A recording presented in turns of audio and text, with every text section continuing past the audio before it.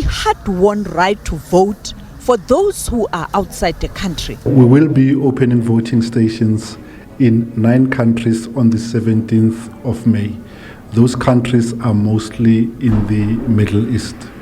The rest of the countries overseas, our South African citizens will vote on the 18th of May, which is a Saturday. Stations will open at 7 and they will close at 7 in the evening, except in the following missions. In London, which is the biggest voting station, we have over 23,000 people who will vote there. The Commission has authorized 2 days of special voting on Saturday the 18th and Sunday the 19th in order to deal with the sheer number of people. That station will also close at 9 o'clock instead of 7 o'clock. Similarly, our mission in New York and our mission in Washington, D.C. will also close at 9 o'clock. We have shipped all materials to all the stations. We have briefed the DECO officials that are mostly responsible for assisting us to manage those elections, and we are sending advance teams both to London and The Hague because of the number of people registered to vote in those 2 missions.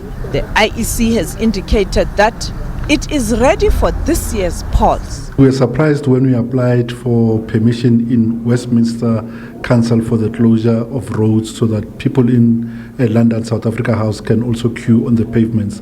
We were told that a certain party had also applied to erect its tent opposite the voting station.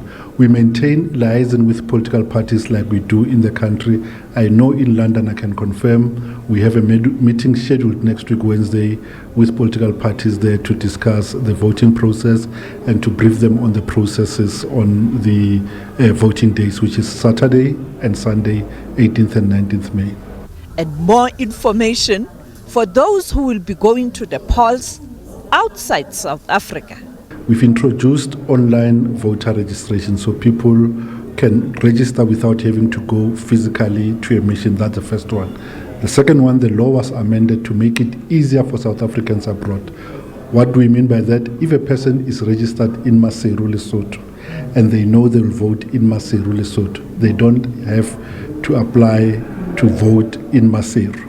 But if they know that they'll be away from Maseru and maybe in London, only in those instances do they need to notify us. So there are in total 78,000 people who will be voting by special votes abroad. That is a huge improvement from the 28,000 people that we had in 2019. The electoral body has accredited organizations that are going to observe elections in South Africa. The Commission has accredited a number of multilateral observers.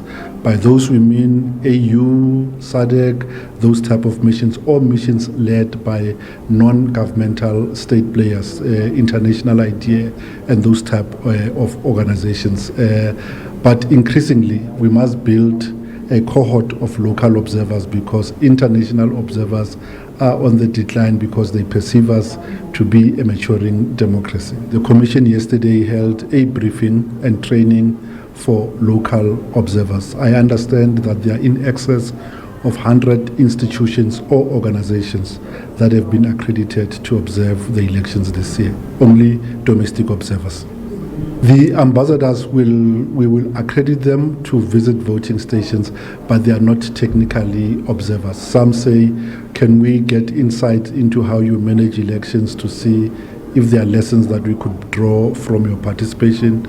We have memorandum of understanding with certain countries who will come and partner with us as technical consultants to us. For example, after the election, they'll give us their feedback on saying, we think you are strong here, we think you can do better here, but we do not necessarily accredit state institutions as observers in an election.